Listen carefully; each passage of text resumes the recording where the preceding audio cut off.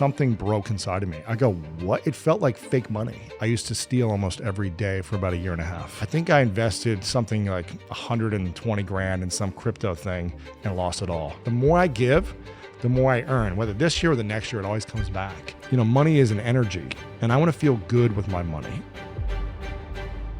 Most people struggle with money. All of us do. It doesn't matter who you are, where you come from, education level, none of that matters. We all do. The fact that 3 in 4 Americans say they live paycheck to paycheck, and that also is not dependent on your income, because whether people earn over 6 figures or very, very little, still same cycle.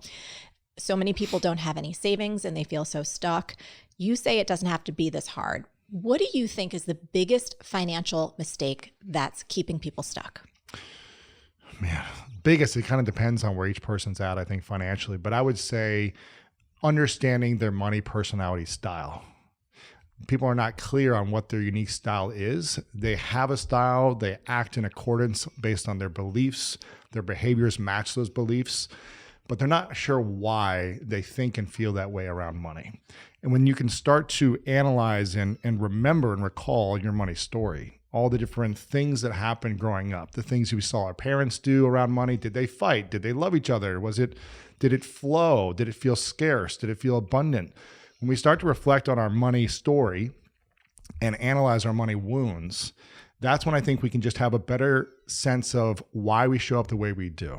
And when we have that wisdom and that knowledge, then we have better information on how to change our money style so that it works in our favor and not against us. Oh, I love this. So, which leads right into my next topic, which is the fact that money is such an emotional topic for all of us, between shame and anxiety and fear. It's never neutral. You started off with very little. What was your personal turning point? Like, what started to shift everything for you? If there was one, there may have been many, but what was one of the primary turning points for you when you started to investigate money? Well, first, I didn't know how I could make any of it. I didn't understand it. So I was afraid of it. I avoided it, and I didn't understand it. So it was scary to me. Always, like, even because I remember reading your book, which is fabulous, by the way. Want everyone to read it. And you were talking about how as a kid, you used to steal some things. 100%. Yeah. And I did too as a teenager. And anyway, so were you always like, I don't know what this thing is ever since you were little? I didn't know what it was. I know I needed it and I know I wanted it, but I didn't know how to get it. And I didn't think I was smart enough to get it. I didn't think I had the skills, the tools, the education where anyone would pay me money. So I was like, I don't understand this world. It scares me, and I don't believe I'm capable of earning money. So that was kind of my story and my belief. Do you feel like that started in childhood? Yeah, and it started around like just my parents fighting a lot and feeling like anxious around money. And so that energy and emotion transferred to me. I felt anxious around their anxiety around money. Yeah. And so I just didn't understand it. And I was afraid of it. And my thing was like, I'm just going to pursue my dreams, which is to be an athlete and try to be a professional athlete. And when I did that, I loved my life, and I was only making $250 a week because I was doing something that I loved. It didn't matter that I wasn't making that much money, but I was like, I'm playing professionally. It was arena football, and it's like a dream. And it was like, how do I get to the next level now? How do I make more money doing what I love? When I got injured, I wasn't able to play football anymore, and I didn't know how to make money then. So my identity and my path crashed. And I'm thinking to myself, what do I do now? And I didn't have good money mentors at the time. My dad had gotten into an accident just before then, so he was not able to work anymore, and he was physically alive but emotionally not there. So I didn't have him as a mentor to really guide me in my early 20s. And it just, I didn't graduate college. This was around 2008. This is like a year and a half before I met you, probably. Maybe a year before I met you. And 2007, 2008, the crisis happens, the housing crash. I don't have a college degree yet, and I'm trying to figure out how can I believe that I'm valuable enough to make money? Because a lot of it was like, I didn't believe I was valuable enough. Yeah. And so my beliefs had to shift, and then my behaviors had to match those beliefs. So it was a lot of just like turning the page and trying to figure it all out. And it started by finding mentors, learning about it, studying, researching, and figuring out what's my path, what's my channel so that I can generate an income. But it was a very confusing time. Yeah. And did you feel like, because I know, when you and I first became friends, it's also like the early days of online everything, Yes. which now it's so ubiquitous, and social media wasn't even really a thing. It was blogging. It was tiny. And so was some of what changed for you, like I remember in my own journey when I discovered like the world of coaching, and it was like 2000, which is crazy pants. That's like 25 years ago. And there were so many light bulbs that went off that I was like, wait a minute, I could earn a living Coaching someone? helping people like in a really positive way. And even though I was 23 and I didn't know what the hell, I was so insecure, you know what I mean? All those things, but there was that kernel of possibility. And so it opened my eyes to, oh my God, you can earn a living doing something like this. I'm curious if one of the things that you saw when the online world, you were like, wait a minute, people earn money in this internet, for lack of a better word. I mean, Tim Ferriss really kind of unlocked it for me when I read his book. It was 4 Hour Work Week? Yeah, it was Christmas. I got one gift, Christmas in 2007, and it was a book, his book. Ugh. And came at the right time. He was the right messenger, right message, right time, where I needed something in my life to change. Yes. And I was living on my sister's couch, making no money. And he just showed me different possibilities that put me down a rabbit hole of the online marketing world, where I started researching, reading books, reading blogs, and then just trying stuff. Yes. And early on, I was hosting events around the country, LinkedIn networking events, because I was on LinkedIn. And then I was just thinking, how do I take this to the next level? First, it was networking events. Then it was people asking me to coach and consult around LinkedIn. Then it was, I remember those days. Right? Yes, yeah. And I was like do. hustling around the freaking country doing these events. Then I was like, why don't I make a book that I can sell at these events around LinkedIn? Then it was like, why don't I take this online and do a course? And then how do I scale everything? So it just became like, what's the next level of this? And webinars was kind of like the first thing that showed me an unlock of financial, I guess, abundance in some ways, or just another level of financial success, because it was a way that I could reach the masses in one channel and sell quickly and effortlessly, it felt like. Yeah. So when I made $6,200 on my first webinar, it like something broke inside of me. I go, what? It felt like fake money. Yeah. It felt fake. And I was just like, oh, this is a pathway. This is a channel. Let me explore this channel. Now, I still had fears and wounds around money that I wasn't even aware of, but at least I knew the direction I wanted to go, which allowed me to start saving money, making money, and feeling more free around my money. Yes. So that was kind of the first pathway for me. But again, that was 16 years ago. Yeah, that's 17 amazing. years ago or something. And I want to talk about this too, because I think, at least in my own experience, this is true. Like the fears and the unconscious beliefs around money, like I'm still uncovering mine. You know, like it's just like, it's this lifelong journey. And, you've gone from not making anything, being on your sister's couch, to making millions. So here's the question. Yes. What is the single most embarrassing money mistake that you've made lifetime, and then in the past 3 years? Like guess, the most, like, you know what I mean? One, if you're like, oh God, you know, when those things that you do and you're just, I'm going to tell you, it's bad. Yes. And then, but hold on, the follow-up will be, and what did they teach you? Because again, all of us, myself included, I do things and then I look and I was like, I thought I was a pretty smart, I thought I was a kind of smart person. Got a whole lot more to learn. Yeah, I know. I would say lifetime, the first thing that came to me, maybe if I thought about it longer, I might have a different answer, but this is the first thing that came to me, which it's crazy to think that a lifetime ago, I used to steal almost every day for about 1.5 years. Like, it's crazy to me to think that I was that person. And that was my identity, my actions.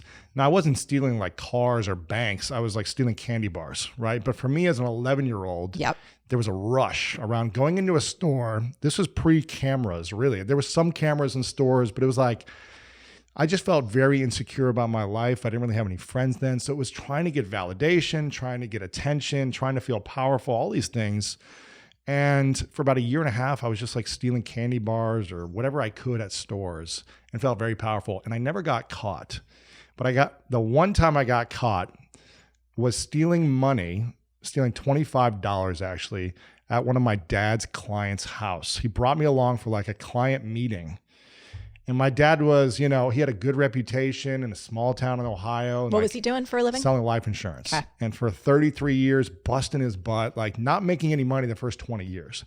It wasn't until I was like 12 that he started to make money. And I was the youngest of four. So my older brother was 11 years older than me. He started at 20 years old and he busted his butt for 30 years and really had to work hard to make his money. So it wasn't until my early teen years where he started to like have some extra cash. And he brought me along to one of his client meetings. And just being a dumb idiot that I was like snooping around the house and I found a wallet in the basement and just took $25.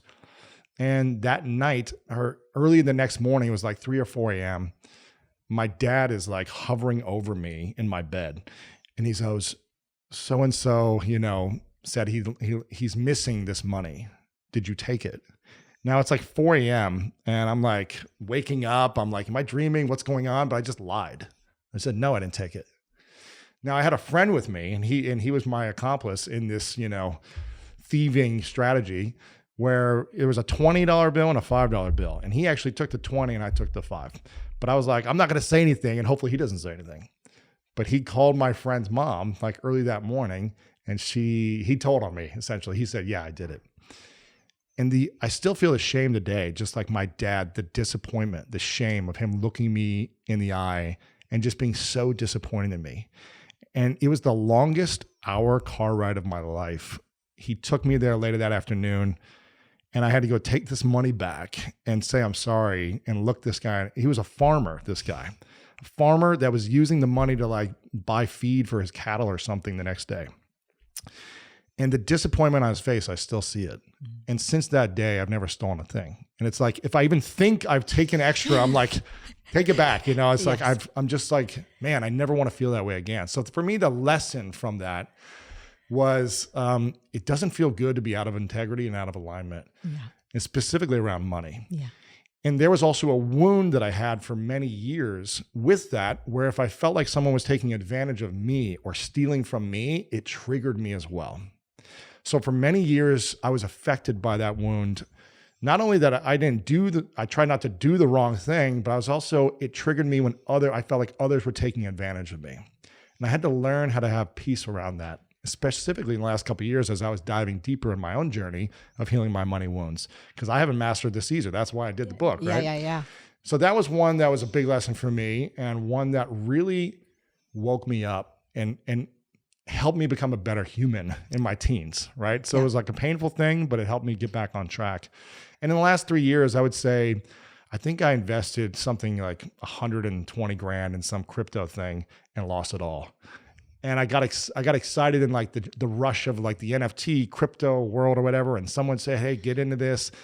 And I think I was just, again, wasn't being smart. Yeah. And I was just like jumping to something that I thought could be a quick thing as opposed to a wise thing. Yes. And that was just another painful lesson, right? It's like, okay, you lost all this money, jumping into something without really educating yourself on it and without really knowing about it. And I think that was a great lesson for me. It's like, there is no quick money. Yeah. There's no quick, like maybe you've worked hard and you put in the right things and it like takes off, but you got to do everything in integrity, I think, in order to get the rewards financially, but also internal peace in the journey of your money. I also think that for people, perhaps, this is a theory, that for those of us like who didn't grow up around a lot of money or who don't, like I was the first in my family to go to college, and you were talking about that fear or concern, like, oh, I don't think I'm smart enough to have money or be able to handle this or deal with this. I have so much of that. Really still? It's definitely lessened, but it's something I have to watch out for. It's something I have to like bring awareness around, because what I realized was like, oh, it makes me an easy target. In that if I'm not careful, I can assume that other people know so much more than me because they have these higher degrees, or these are the circles that they run in, and these are people with tons more money than me. So they must, of course, know better. They know something I don't know. Yes. So I think I just wanted to call this out loud, just in case anyone's watching or listening, and they may have backgrounds like you or I do. Yeah. Do you know what I mean? And Sure. and you start to do well, whatever that means to you subjectively. And then what I always have to watch out for is any notion of thinking, oh, they must know better because they quote unquote have more, or, and not the same thing, but like, with the crypto thing, it's like, oh, I'm going to be smart and get in early or whatever. Exactly. I'm going to get in early. I'm going to ride this thing. Or even, I love that you mentioned, angel investing, it's like, oh my God, I lost all my money on that. Like sexy title, like, oh, I'm an angel investor. And I loved it when so I have an awesome banker who I love. Like, she's just a baller. Like, she's so cool. She's so smart. And I'm always very transparent. I'm like, look, even though I worked on Wall Street and that's where I came from, I'm like a 4-year-old. Like, talk to me in like super basic language, and I'm going to interrupt you if I don't understand this lingo and that lingo, because I can't hold everything in my head. Yeah. Do you know what I mean? I can't. It's just not the way my brain works. If I'm focused on this business or I'm focused on whatever, it's like, I ain't focused on that. So break it down for me. And I remember when she said to me with angel investing, she's like, you're basically just kissing that money goodbye. You know that, right? No, it's like, so sad. It's like on the rare, like 1% chance you might get any, maybe, but it's a bye-bye. I haven't made any money on my angel investments like 10 years ago. Yeah. So anyway, I want to say these things out loud because I think sometimes in the world of money, and it's not really a topic that is quote unquote polite, to talk about often, or you feel like it has to be in whispers. It's kind of fun to hear people, especially if anyone assigns, Louis, what you've created for yourself, what you continue to create. It's so impactful and so amazing. Thank you. And people might be like, well, Louis knows what he's doing, or maybe like Marie must know something. It's like, dude, we can make just as silly mistakes, and we're all on this journey together, which is why this conversations like this are so important. And that's why I think it's important to understand your money story and your money style, because break that down a little bit. Can you talk a little bit more about money styles? Yeah, I mean, there's 3 keys to improve your relationship with money, and the first one is to know your money story.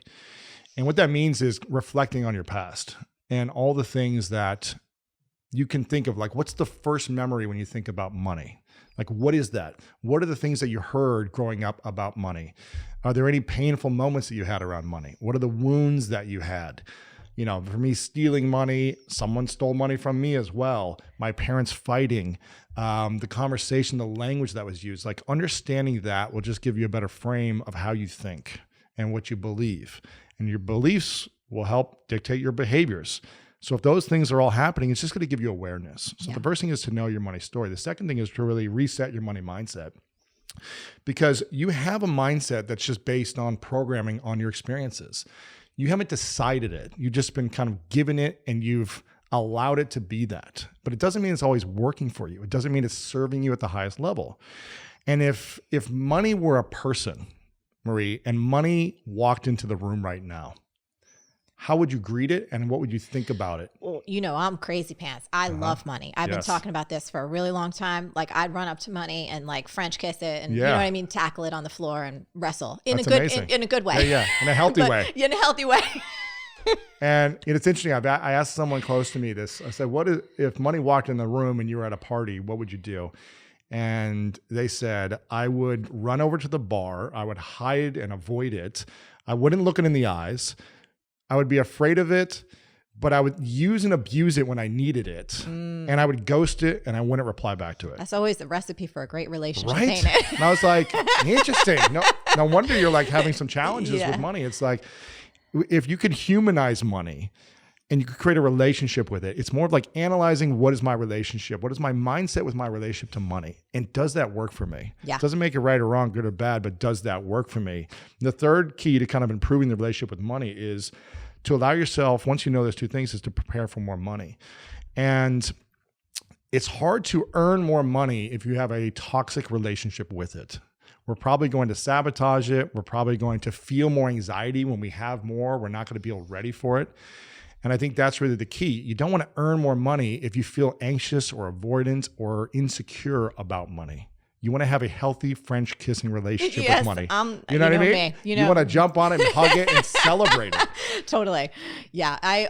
There's been times like over the years, I was telling you right before we recorded, I've said this a few times. So I love money is like my life mantra in this world. And I want to create a whole thing around it. It's like your mantra or affirmation. You say it like, I love money. Oh, it's the thing that healed everything for me. And so I've said this, like when I was on book tour with Everything Is Figureoutable, I remember someone stood up at an event and, asked a question. I was like, hey, I got this question about money. And I was like, okay.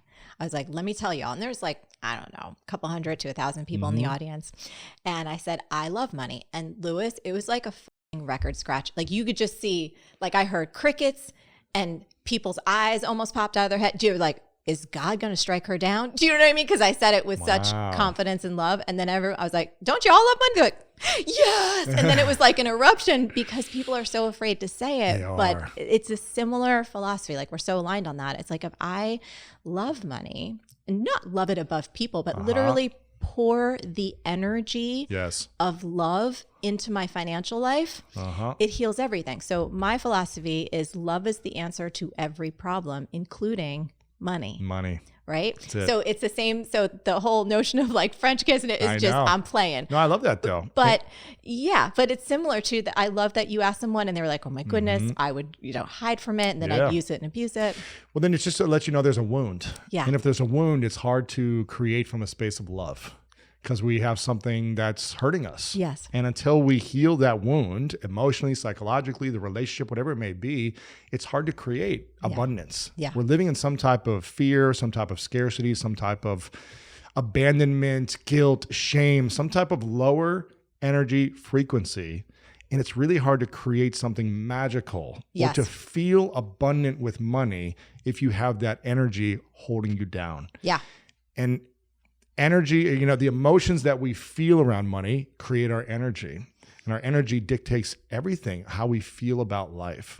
And so we've got to really evaluate the past around money, the stories that have supported us and the stories that haven't. Forgive ourselves, forgive others, mend those kind of wounds so that we can have a better feeling and energy around it and just move forward from that place. I love that. Yeah. One of the things you talk about in the book is, and this is lovely, aligning our money with a meaningful mission. Yes. And we know, again, a lot of folks watching right now, they're just trying to pay the bills and survive. So how do we start to uncover something deeper? How do we get clarity on what that mission might be and use our money as a tool for something bigger? So I think this is really important that you ask this because a lot of people might be just thinking, I don't have enough money like 3 months out. Yes. I'm like, or even a month out. Yeah, exactly. I'm a few months right now, or I'm just struggling right now with money. And I can't even think creatively about like down the line because I'm so stressed about it. Yes. And I think you have to ask yourself what season of life you're in with your money. And it might just be, what's my 3-month mission? Like, what can I do right now for the next 3 months to either get out of some of this debt or just create a game plan? Some people don't even have a goal of what they want with their money. They're just like, I want more. Yeah. But how much do you want? Why do you want that money? What are you going to use it for? How are you going to feel when you have that money? Where's it going to go? And some people just want more, then they spend it on more stuff to feel good, and then they're still in debt. Yeah. So it's creating a meaningful mission that's not just, I want money because it's going to make me feel good. And really getting clear on what your energy towards money and your work and your life will be so that you have more clarity in that creation process. And it's just really important to get clear on your mission for everything, you know, for your relationships, for your life, for your health. But I think money is one of the most confusing things for people and scary things. So I want to go back to you for a moment because I think all this stuff is so illustrative when it's put into context. Yes. What is your not only money mission, but I actually want to go broader because I think it's really fun. Yeah. Tell me about your mission for your brand and your business. Yeah. And I don't think it was always there. No. Tell me how that's evolved over time. So I'll give you an example of like context for me when I was on my sister's couch. My money mission was like, I just want to get off the couch. I want to make enough money to get my own apartment. I couldn't think like my 10-year plan or like I want to be a millionaire. How I want to change the world. No, I was like, not. How do I overcome myself and figure out how to make $500 a month to be able to get out? And that was the first year and a half. It was like, that was my life. Yeah. But I had a goal and I had a game plan and I got mentors and all these things and I took a lot of action. Yeah. So I didn't just think it and it happened. I really had to overcome myself. So that was context for that season. But early in my podcast, I was making a lot of money before I launched the podcast. And I started to evaluate, like, why am I doing this? Mm-hmm. And it was coming from a place of, I don't want to be broke anymore. I don't want to go back to where I was. So I just need to make as much money as I can. But it wasn't like a clear vision. And so I was just kind of exhausting myself, burning myself out, overworking to make more because I was afraid of being broke. And when I took a step back, this is kind of like around the time when we were hanging out more when I was in New York City, I got to evaluate, why am I doing this? What's the mission of this? Do I really want to be doing this? Is this the type of projects I want to be working on to make money? Yeah. Once I'm able to have more, I could start to evaluate that. You may not have that luxury when you're starting out. You might just need to work and make money. And that's okay. And that's okay. That's 100% There's a season okay. for that. Yes. And once I launched the show, within the first couple of years, I was like, the first year was, I want to do this as an experiment. My mission is to experiment this and to have fun. After a year in, I was like, man, I love this. Okay, I want to keep going. Now what's the mission? I was like, okay, let me reflect on this. And it was to serve 100 million lives weekly to help them improve the quality of their life. And it's still that today. I haven't accomplished that mission, but it's what helps me overcome any challenge or stress or adversity coming my way. It's my why on why I keep showing up in adversity. And it supports me just the direction I'm going in. And if I had never achieved that goal, I'm okay because it excites me still. Yeah. And I feel like there's a bigger thing behind what I'm doing beyond just making money. Yes. So there's some context for a few different scenarios. I love that. And also too, just to make it okay. Sometimes I always hear this from people in B school, and it actually made me adjust the content in there because I talk about, building your business and having something that is just beyond you. And for people like, but I'm like, hey, it doesn't have to be to change the world. No. You know what I mean? It can, and you don't even need to investigate this right now. If that's too much and it just feels too overwhelming and it feels like pie in the sky and you want to slap me, cool. Let's put it to the side for a little bit. So thank you for sharing that. Yeah. If it's just like, it's getting off the couch, it's getting, you know what I mean? The money mission or the meaningful mission for right now is like, hey, I don't want to live paycheck to paycheck. And I want to actually I remember one of my first money goals, like the business had started, definitely was not thriving. You know what I mean? I was like a mess and bartending and waiting tables and just like so overwhelmed trying to figure things out. But I remember reading like a Susie Orman book and it was talking about having like a rainy day fund. Yes. And I think I probably still have a journal somewhere. And Josh and I, we talk about this often. And he was like, Marie, do you remember when I remember I said to him, I was like, could you imagine having like $60,000 as a savings? Like I literally like that. I was just whispering it. Yeah, I was. Well, could you imagine? It's like, that's how I was. And it was just, but it was, and then I remember he's like, well, what else do you want? And I remember saying like, well, and I was like embarrassed. I was like, well, I want to see this business. Like, I don't even know. Could I earn like $1 million a year? Like I couldn't even, like it was so, I was like, there's no way I could do that. He's like, I know you could do it. Like he saw stuff in me, but the reason I'm just bringing that up is like, if no matter where you are right now, when you're hearing this conversation, any mission that you can get behind is good enough. Yes, 100%. And it doesn't have to be changing the world, but it could be changing your world. Yes. And that's huge. That's huge. Like me getting off my sister's couch changed my world. Yes. And it was life changing. And it gave you were like, oh, I could do something. Yeah. Right. It gave me some more confidence. It gave me more skills. I had to overcome fears. I had to overcome myself so much. Yes. And just getting out of there was such a massive accomplishment. I was like, I paid $495 a month in a 1-bedroom apartment in Columbus, Ohio. And I didn't have a car because the car that I had was $500 and it broke down. So I walked everywhere, but I felt so free because I wasn't sleeping on my sister's couch. I wasn't eating off of her. Yes. I couldn't provide for myself before then. Yeah. And I felt free, even though I was like, okay, maybe 3 months I can do this. And I had to figure out, how do I do this for a year? Yes. But it gave me a sense of power, gave me a sense of kind of this money momentum that allowed me to keep going. Okay, how do I go to the next level and the next level? And that's a powerful thing. You've talked with some of the greatest minds, business, money, everything in between on your show. What's the best money habit that you've adopted that you think most people don't practice? There's two that I would say. The first one that we talk about, which is in preparing for more money, there's 7 kind of money habits that we talk about. And the first one is the mindset habit. And this might sound a little like cheesy or something, but all the wealthiest people that I've interviewed, and you've interviewed a lot, I've interviewed a lot, I asked them this question. I go, what do you think is the secret to your success in earning more and more money every year and feeling good about it? Yeah. Because there's one thing to have a lot of money or to be a billionaire, but if you're miserable, I don't want that life. I want to feel financially free and emotionally free with my money. I want to feel joyful and peace and harmony. I don't want to feel trapped as a prisoner with my money. And most of the wealthiest people that I know who've done the work on themselves talk about generosity and gratitude. And I believe gratitude is the gateway to abundance. And I think generosity is equally as important. And when I first started out early on, before I met you, when I was just trying to figure it out, I was like, how do I get into this industry, this kind of online world, this marketing world, the author space? I was like, I don't know anyone. I don't have any skills. I don't have a college degree. I can't provide anyone anything. I don't have any money. So I didn't know what I could offer. But what I could offer was my energy and my curiosity. And it's what got me in the door almost everywhere. I would go to these online marketing events and conferences, and I was taking Greyhound buses around the country early on because I couldn't afford flights. And I would show up and I was just like, how do I meet people? Just excitement, passion. Yeah.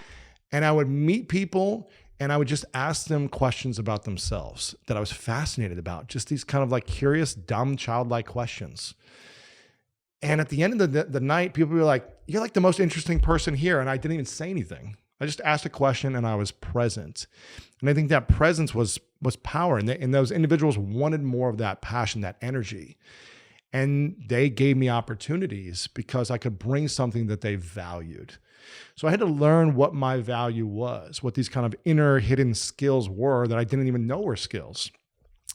And I was very generous with my energy. I was generous with my questions. And I tried to find connections with other people however I could to help them. So this generosity mindset and this gratitude mindset, I think, is something when I ask people, specifically the very wealthy people, a lot of them say how much I give every single year to church, charity, foundations directly correlates to me earning more that year as well. Almost all the time. It's like probably 90% of the people I've said, yes, the more I give, the more I earn. Whether this year or the next year, it always comes back. And I always think, how do I give more? And I just think that mindset, when you're poor or you have a scarcity mindset, you don't think about giving. You think about, I need to make and save as much as I can. You don't want to give it away. So it's flipping the mindset. When you're in scarcity, when you're month to month, when you're struggling financially, it's not about giving your money away, but what can you give generously from your heart, from your talents that will just help other people. And I think that is the first mindset that people need to, the first habit that people need to think about is that mindset of generosity and gratitude. It doesn't mean you have to like and fake your situation of like, oh, I love being broke and poor. It's not like false liking something that you really don't like, but thinking to yourself, how can I be generous? How can I be giving? And that energy becomes magnetic and creates opportunities. So that'd be the first one. I would say the other one is one that I think the greatest leaders, you're one of these that has this ability that most people don't have to generate incredible wealth. And it's the mindset of enrollment, the ability to enroll others in your vision, in your dream, and really in you. And you've been someone who's been able to build a massive business every single year, just huge launch after huge launch, by your excitement and your ability to communicate your vision visually and audio, text, your newsletter, and it gets people moved to your vision to want to buy. Whether it's buying or watching or subscribing, the ability to enroll someone in your vision is so powerful. And it's something you do so well. And that's one of the habits that people can tap into. But that takes time and developing your skills.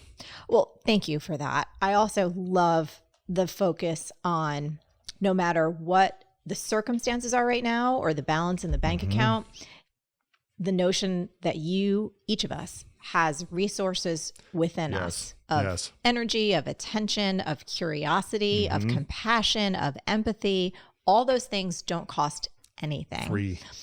And I also know how hard it is. Like I remember the moment, there's this one moment when the business had started and again, it wasn't doing well yet.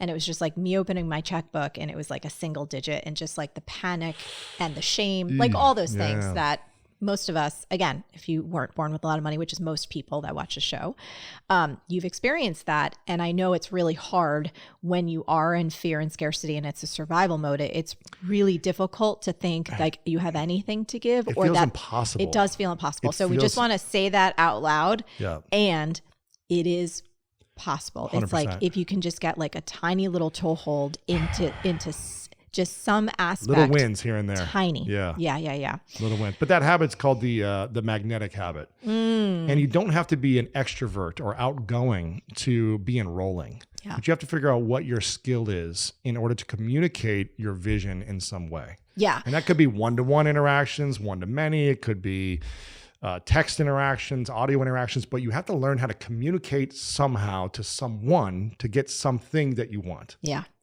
And the better you get at that magnetic habit, the more your wealth will come.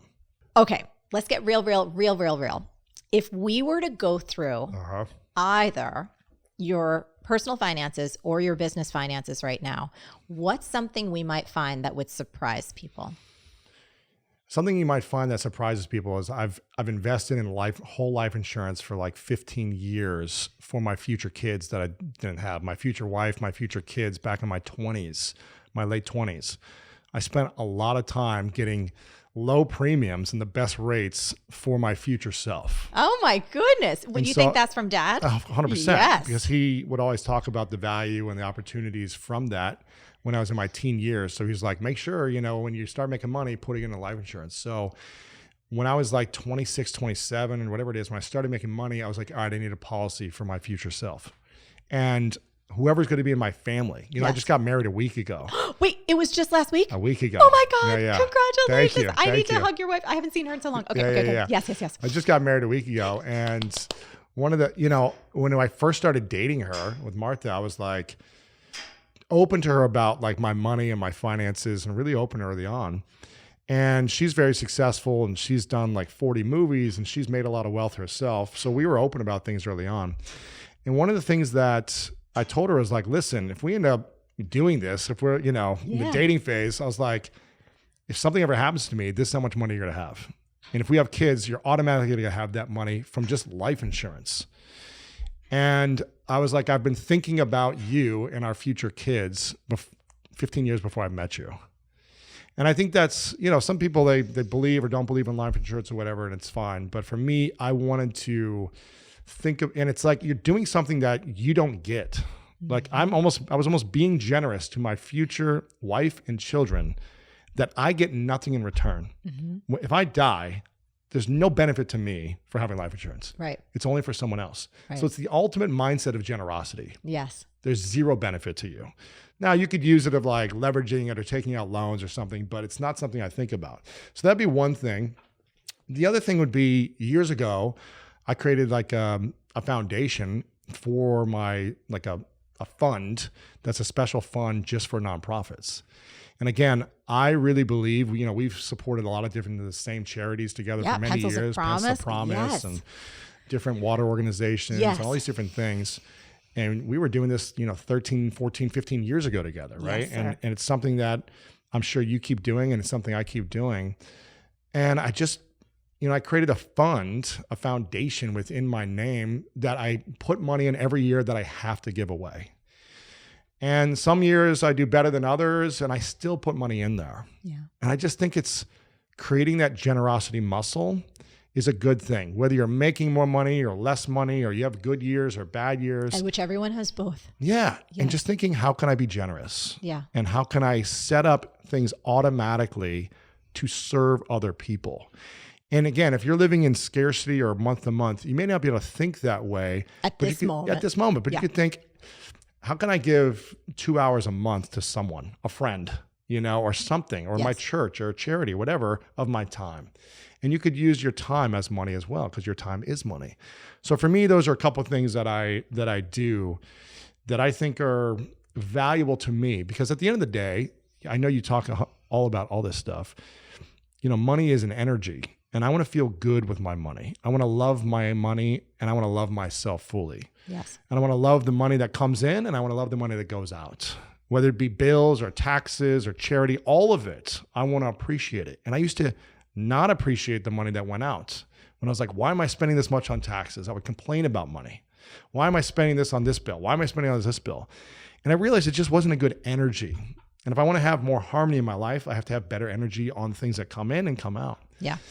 And be more relaxed about the things that were coming out. So these were things I had to learn for many years that I struggled with because I didn't have the wisdom and I didn't heal. Yeah. So the online world, as we know, is very full of people selling dreams. And, I definitely, I'll be the first one to say I sell dreams, but y'all know I back my shit up. Yeah, exactly. Been around for a long time. It works if you work it. What do you feel is the biggest lie about money that people need to stop believing right now? I guess the lie, the whole premise of my book is make money easy, because most people make it hard. And I think it doesn't have to feel hard. It doesn't mean you're not going to do hard work. Yes. And take consistent actions and show up for yourself and overcome challenges, but it doesn't have to be hard. And I think another thing is people want to make easy money. And I think it's a lie that you can make easy money. I think you can make money easy, but not easy money. Yes. The distinction being like investing $100,000 in crypto and thinking that I'm going to get it back. That's going after easy money. Yes. As opposed to making your money feel easy. Yes. And having a beautiful relationship with it. That's what I mean. Yes. So one, that money has to be hard. I think that's a lie. And two, that you can make easy money. Yes. Yes. That's kind of like do you remember, I feel like especially when you and I, like in some of those early days when we would mastermind, I think there were so many almost like tropes and memes, for lack of a better word, of do an online business and money's just going to shoot out of your laptop and you're going to be like sipping a pina colada on the beach. And we're like, are you okay? Like, no, that shit ain't real. Yeah. Like when people still show up like, Marie, can you help me figure out passive income? I'm like, first thing I'm going to help you figure out is not passive. Ain't really nothing I know. passive. And there's nothing that's actually 4 hours a week also. And I love when Tim actually says that too. He's like, read the manual. It's not the point. Okay, another question. What do you think is the worst advice you see being repeated in the business world or the personal development world? Is there anything that, you know what I mean? When you hear it, you're just like, really? Gosh, the advice. Or maybe it's advice that you've gotten. I think the first thing that came to me that I was just feeling is that you can just kind of spiritually bypass your problems. Like here's I don't know. For me, this I don't know why it bugs me. But it gets sand in your bikini, this one? It bugs me maybe because I don't understand it enough and I haven't tried it. Sure. So I don't want to judge too much, although I am judgy a little bit. Who's not? We're human. When I haven't done something. We're human. When you think you can take a drug to heal all of your problems psychologically or emotionally. That I did this drug and now I'm good. Like I had this vision and now I don't have to worry about my problems ever again. Right. Like you went to do the frog venom or you did some crazy drug ceremony, any type of thing that is a chemical compound that you take from the external world and you try to put it into your world and think it's going to handle it all. It's handle it all and I'm healed. I just think that's really scary advice to think that is the only solution, or it's like the quick fix. Again, it's the quick healing fix. It's like make healing easy, as opposed to make, or make easy healing as opposed to make healing easy. Yeah.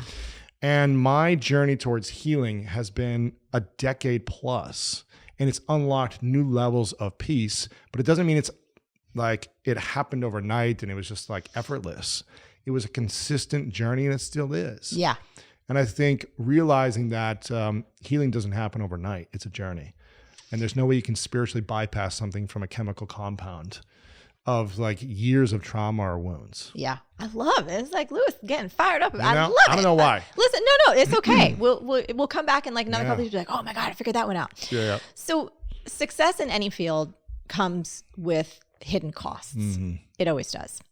As you reflect back on your journey, because it's been a while now, is there any price that you've paid for financial freedom, something that maybe no one talks about, or you're like, God, I wish people would know this? Like, the responsibility and the weight. Tell me. The weight of, I'm the youngest of 4 in my family, and I'm financially the most successful, right? So I have the most money in my family. And the weight of hiring team and being responsible for people that you hire now, family challenges, friends, people asking you for money, and learning how to navigate the emotions of money in relationships, from co-founders to team members to family to friends to people asking for money on the street, whatever it might be. Yeah. And learning how to navigate the emotional weight of you setting yourself up financially and other people wanting something from you. And just really how to create boundaries there, how to have conscious conversations there that are very challenging sometimes with people, and learning how to navigate all that stuff. I think everyone thinks money will solve all your problems, and it will only amplify the problems you have yet to deal with. And if you haven't had the courageous conversation in relationships, money's going to amplify that pain or that insecurity or that fear, and it's going to trigger you even more. So it's really allowed me to, it was hard for many years. And in the last 3 or 4 years, it's really allowed me to step up and be more courageous in relationships with everyone, so I don't hold on to resentments anymore. And it doesn't mean everyone's going to like what you say, or if you want to create new agreements with someone, people may not like that because they're used to the way you've shown up. Yeah. So it's learning how to navigate the emotional weight of success. And there's 3 big fears that most people have that causes them to doubt themselves in life. The first one is the fear of failure. The second one is the fear of success. And the third is the fear of judgment, other people's opinions. And when I ask people, what are you afraid of? Or have you ever been afraid of the fear of failure? Most people in a room will raise their hand. But I say, how many of you are afraid of the fear of success? And a lot of people raise their hand as well. Almost equal amount of people say, I'm afraid of success. And it never made sense to me because it's what I always wanted growing up. I was like, I want to be successful. That was just like the dream. But it started to make sense. There's an amazing documentary called The Weight of Gold, which is about Olympians who go their whole lives chasing success. And then they get the gold medal and they go through extreme depression or sadness. They don't know how to handle success. And a lot of people suffer immensely with it if you haven't been trained on how to navigate it, this emotional weight. So for me, I think a lot of people don't understand the weight of success, that you have to learn how to manage it. And I know you've had to learn how to do this too. Like, I'm still learning. Exactly. Yeah, but it's like people want everything from you. They expect something from you. They get judgy of you if you don't give them something. Like, they get mad at you. It's just navigating the emotional weight of success. Yeah, I think it becomes a discerning tool of like, well, who can you trust and who actually likes you as a human? For you. Yeah. Who doesn't want anything from you, you know? And I always think like that's the value. Like, that's why I love that we've known each other for so long, because it's, when you know folks before, you know what I mean? You're just like, oh, I like them as a human. Yeah, 100%. Because they're like a great human, not because of what they can do for me or, whatever. You don't need something from them. Correct. You can just hang out. Yes. Yeah, and be realsies. Okay. So 2-part question here. As we know, for all of us, there's a big gap between knowing what to do with our money and then actually doing it. So what do you think stops people from taking action? And what would be the first immediate action step? Like if someone's watching this being like, they're fired up, you know what I mean? Like they're like, I know I can handle this, but Louis, tell me what to do. Sure. Like, what do I do first? So what stops people? And then what action step could they take, especially if they're somebody that's living paycheck to paycheck? You know what I mean? They've been caught in a cycle. I think, well, the first thing would be to understand kind of the money traps that are blocking your abundance. And one of them is money wounds. So reflecting and journaling on your money wounds. Actually, if you're watching or listening to this, I would want you to, the first step is to send this link to one of your best friends or someone in your life that you care about and say, hey, I would love to have a discussion about our money wounds together. Because most people don't talk about their wounds. We feel afraid to talk about our insecurities around money. So the first thing is to understand your money wounds and just say, hey, what are some things that you thought of growing up about money? What were the beliefs? What were the things that you went through? And just have a discussion or at least journal about it yourself. That'd be the first thing. Number two is kind of understanding your money beliefs. What are the words you're using around money? And is it supporting you and serving you in getting past the current situation you are? Your beliefs dictate your behavior. So you have to really analyze, where did you get that belief from? And are you able to start shifting that belief little by little? So understanding your money beliefs and kind of writing those things down as well. The third thing, we kind of mentioned this already, is creating a money mission. What is the mission you have for this season of life? I try to simplify things into a few months if you feel really stuck. Like, what can I do this week as my money mission? What can I do in the next 3 months? Okay, I'm gonna have a game plan every day for a few months. Or what can I do through the end of the year for my money mission? Start there to get you on a journey. And it might be as simple as, I'm going to dive deeper into learning more about money. I'm going to get a money mentor, all these different things. The fourth one is having money mentors, because most of us have our parents and our peers that tell us what to do with money, but they don't know what they're doing. You know, they really don't. Even people in Wall Street may not know what they're doing. Yeah. They know an element of money, but they don't know what's best for you. Yeah. It's start finding money mentors, reading books, listening to podcasts, or finding the YouTube channels that can support you with your next step. Because me giving you advice on what to do doesn't make sense unless you can figure out what your next step is for your current situation. So I found mentors early on. When I was done playing football and injured, I had no clue what I was going to do with my life. And I started to just analyze, well, how can I make my life like a sport? I understand sports. If I'm going to be the athlete, what does an athlete need? An athlete needs a coach. And in every sport, when you're playing, there's a season. And every season you create a goal. So I need to find a coach. And those were money mentors early on. People that just knew a little bit more than me, at least. And if you can start seeking out those money mentors, whether it be in your local community, start asking people you know, who's the wealthiest person you know? Can I meet with them? Just starting to ask them questions that you probably never had the courage to ask. And then the fifth thing is, you mentioned it, is kind of stacking up these wins. People lack money momentum. They just feel stuck. They feel trapped. They feel clueless. Where do I start? Starting to stack little wins, whether it's I'm going to automate saving $50 a month in an account, like starting that small win to support you up for success. Those are the main traps that hold us back from our abundance. I love that. You know, we were with I've talked about this a lot in the show. Like my parents have been going through, it's just been hell in my family life for a while. And I'm dealing with it, but you know, it's a lot. And nursing homes and all the care. Assisted living, mom and dad both took a bad, just declined immediately together. I read about it in your newsletter. Yeah. It's a lot. Anywho, I was like back home in Jersey. I think it was just like 2 weeks ago or so. And I have to say, small action, big reward. Yes. So sitting there, and my parents, God bless them, but it's fucking chaos, right? It's chaos. And like my mom's, she's shuffling around. She's like, redo this, and my dad's, putting stuff in front of my face, and my brother's over there. I'm like, everybody, I'm like, y'all got to sit down. I was like, I know what I'm doing. Sit down. But I said, Ronnie, who's my brother, I was like, I want you to call basically like the cable company. And I said, I know they're being overcharged. And then like 15 minutes, he negotiated back down, just an overcharge of internet and dish or whatever. And it sounds silly, but it's like such a little empowering step. Big win though. It is. And when you take like a bill that is $120 a month or whatever it is, especially for older folks who are on a fixed income and got their challenges, and you get that back down at like $40, like I'm doing cartwheels. You know what I mean? Huge win. So these don't have to be big wins, like these tiny little steps where you start to feel empowered and you start to have the courage to ask questions, to negotiate, to get that Your Amazing book, to listen to some podcasts, like just to get that education and get yourself on that money journey. I remember early on, I started making money. First, it was like, how do I make money? But then I still didn't understand money when I had it. I was like, now what do I do with it, right? And I remember I still had like, I don't know, it was 18 or 20,000 in student debt.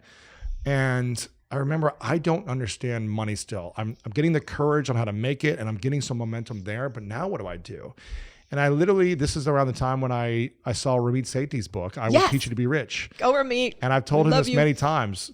I'm like, dude, you got me out of college debt. You helped me pay off all my debts. There was like a simple 6-step plan on how to like pay off your debt that I just literally followed it 100%. Yes. And within like 5 or 6 months, I was debt free from college loans. Yes. And it felt so empowering, but I didn't know the steps from my current situation. Yeah. So I think it's understanding your current situation, tactically what steps you need to take there. That's another great book. His podcast is free. It's another great thing as well. I'm more about figuring out the emotional steps that we need to take. Yeah, totally. Because you can make more money, but still feel like a prisoner to it. Totally. If you feel scarce. Yep. And that's not joy. That's not fulfillment. That's not a rich life. Yeah. You want to feel wealthy internally and you want to feel free. And you can have all the money in the world and still not feel free. Correctamundo. So, what do you think the number one thing we need to know about changing our relationship with money for the better is? Should we just, I think people should take my advice and French kiss it. That's I like that. Or even just at least hug it. Do you know what I mean? Just number one, give it a exactly. hug. I think the number one advice that people should be taking on money is you need to be thinking, how do I get to a secure relationship with money as fast as possible?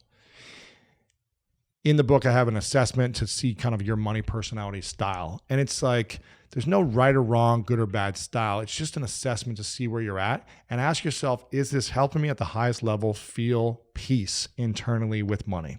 And if I have an insecure relationship with money, a fearful relationship with money, I need to figure out whatever it is within me that's going to support me in my healing journey so I feel emotionally free with my relationship with money. That when it comes to me, I'm grateful. When it leaves me, I'm okay. That when I have it, I'm not hoarding it and holding on to it. When I don't have it, I'm not a needy, boyfriend or girlfriend needing attention constantly. Yeah. But I have a secure relationship with it. That I have my arms open, my hands open with money, that it can come to me and it can flow to me. And it's starting to shift your inner dialogue around money. I interviewed Ken Honda a couple of times. I don't know if you're aware of him. He's got a great book called Happy Money. Yeah. It's about, the Japanese art of like having peace with your money.